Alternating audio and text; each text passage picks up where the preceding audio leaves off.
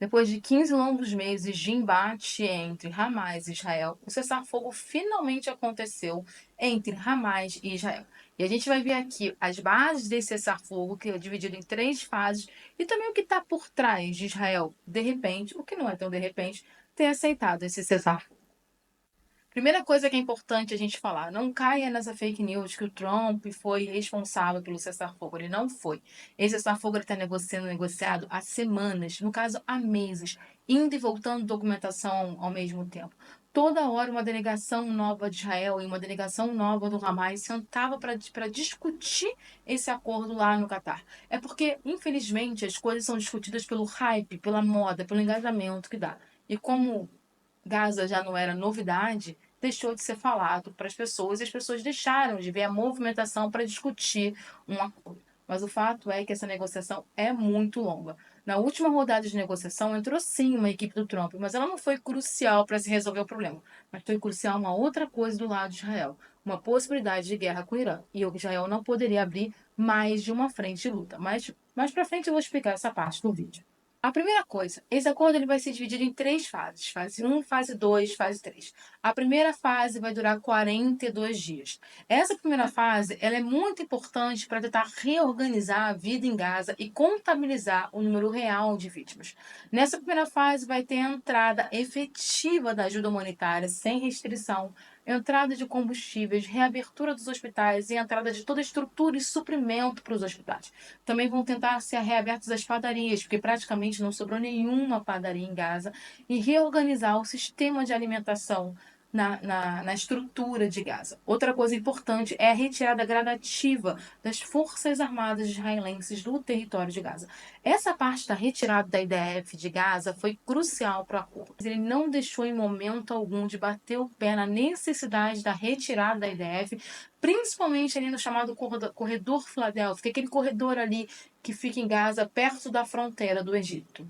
Nesse primeiro momento, a gente vai ter a troca de prisioneiros. O número de prisioneiros efetivamente ainda não foi divulgado. Prisioneiros, no caso, né, que estão com Israel, mas são prisioneiros palestinos, mas a devolução também de reféns. Esse número já é divulgado. Serão 33 reféns nesse primeiro momento, e esses 33 reféns serão mulheres, idosos e pessoas que estão em situação de vulnerabilidade.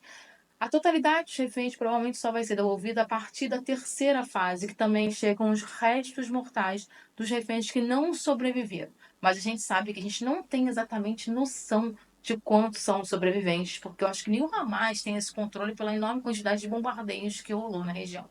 Mas uma das coisas principais nesse processo, nessa primeira fase, né, desse acordo de cessar-fogo, é tentar colocar a entrada da ajuda humanitária. A situação em Gaza é muito séria. A gente tem uma estimativa oficial, entendo, que houve uma retração da população de Gaza em 6%.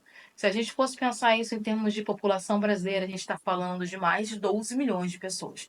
6% de 2 milhões e 300 mil pessoas teriam falecido durante a guerra ou desaparecido. Mas os números extraoficiais, também de órgãos sérios, dizem que esse número pode bater 13% de retração populacional em Gaza. Quando há retração populacional maciça, a gente tem sim, claramente, uma questão ligada a genocídios e limpezas étnicas. Importante ressaltar que o governo Netanyahu não está tão feliz com esse cessar-fogo, não, tá?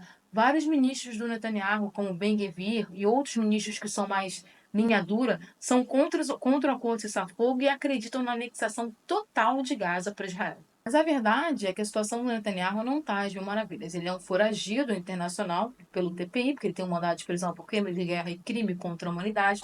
E, além disso, Israel tem um processo de genocídio na Corte Internacional de Justiça. Esse processo de genocídio, ele já tem um documento de 4.500 páginas com comprovações do genocídio. Mas esse documento ele vai crescer, porque com a entrada da ajuda humanitária e com a entrada com força do Crescente Vermelho, que é a Cruz Vermelha lá no mundo árabe, a gente vai ter noção da dimensão da catástrofe.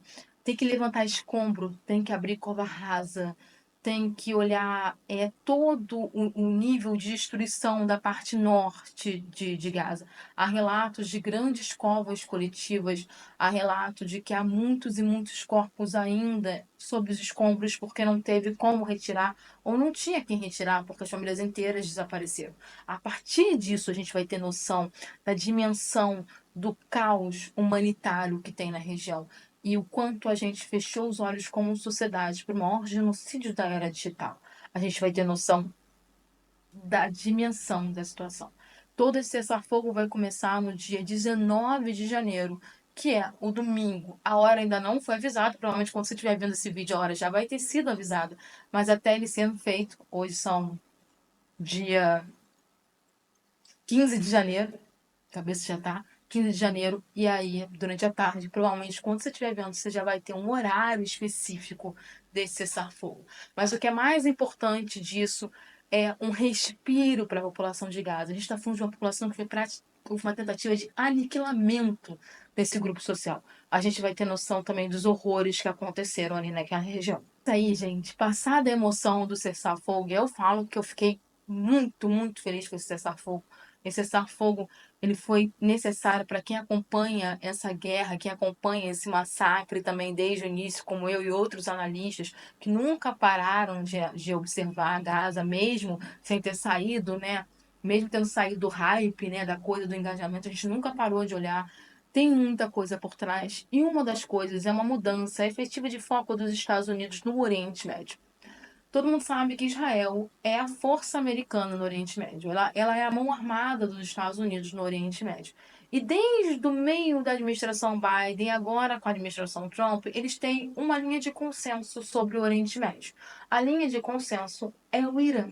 Do Irã, o verdadeiro objetivo, tanto da administração Trump como da administração Biden, o Irã ali como foco principal, eles querem efetivamente derrubar o governo iraniano, eles precisam de total foco nisso. Israel já provou que não tem condições de abrir mais de uma frente de luta. A gente pode pensar a questão do Líbano também.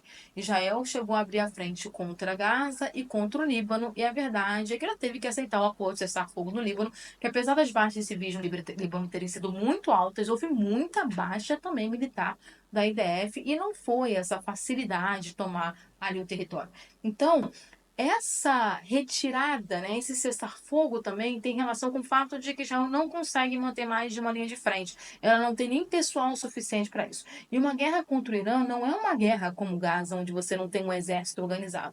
A gente está falando de um país onde tem uma quantidade enorme de pessoas ligadas às forças armadas iranianas, à Guarda Revolucionária Iraniana, um país com muito mais estrutura, e sendo esse o foco do Trump, para uma guerra contra o Irã, ele vai precisar de Israel tendo foco total contra o Irã. Para ter foco total contra o Irã, Israel precisa sair de Gaza, principalmente os homens do exército israelense. Então, por mais que a gente esteja super emocionado com esse cessar-fogo em Gaza e que um pouco de respiro para os palestinos, por trás desse cessar-fogo em Gaza, a gente tem uma outra coisa muito mais séria, que é o foco do governo Trump, o foco do governo americano em criar uma grande guerra contra o Irã e derrubar o governo iraniano. Inclusive, a fala do Biden agora, né? Ele fez uma fala muito forte, louvando o cessar-fogo ao vivo na TV americana. Ele fala bem claro que todos os governos despóticos e totalitários da região estão caindo. Os governos que não têm acordo com os Estados Unidos, né? Porque a Arábia Saudita está ali firme e forte, Emirados Árabes está ali lindo, bonito, Catar, Jordânia, então vamos lá. Todos os governos totalitários estão e opressores estão caindo e o Irã vai cair. Então isso já mostra o seguinte: o foco é o Irã. E para o foco ser o Irã, é importante que Israel não possa estar em guerra nem com o Líbano, nem com Gaza, nem com Hamas. Grande verdade nessa história é que o Hamas não acabou. Ele enfraqueceu, óbvio que ele enfraqueceu, mas ele não acabou tanto que a discussão de cessar-fogo foi feita com ele na mesa. Em momento algum, o Hamas foi retirado da mesa de negociação. Todo momento, os representantes do Hamas estavam nessa mesa e fizeram um pedido efetivo de troca de prisioneiros e retiradas da IDF que foi acatado. E também o Hezbollah não acabou. Essa que é a verdade no livro. O Hezbollah continua existindo. Ele está mais fraco? Óbvio que está. Mas nada que o tempo não ajude a reorganizar essas duas estruturas que você tem ali na região. Então, é uma situação para Israel muito complicada também, porque ele vai abandonar duas lutas para entrar numa luta muito maior. Lembrando que o Irã é, de uma certa, é o grande financiador dessas duas estruturas, o Hezbollah e, no caso, o Hamas. E para vocês terem noção de como esse cenário é confuso e muito complicado, agora na sexta-feira, hoje é quarta-feira, 15 de janeiro, no dia 17 de janeiro de 2025, o Irã e a Rússia devem assinar um acordo de cooperação mútua, inclusive cooperação bélica. Muito parecido com o acordo que a Rússia assinou com a Coreia do Norte ano passado, 2024. Ou seja, o Irã ele também está ali criando bases de proteção, de reestruturação, para poder lidar com uma possível ofensiva muito forte dos Estados Unidos e Israel. E o fato do próprio Irã não ter comprado a briga do Assad lá na Síria tem relação com isso. O Irã não tinha condições de abrir outras frentes de luta quando ele sabe que vai ter que ter atenção total para uma frente de luta em 2025 contra Israel, que na verdade é contra os Estados Unidos.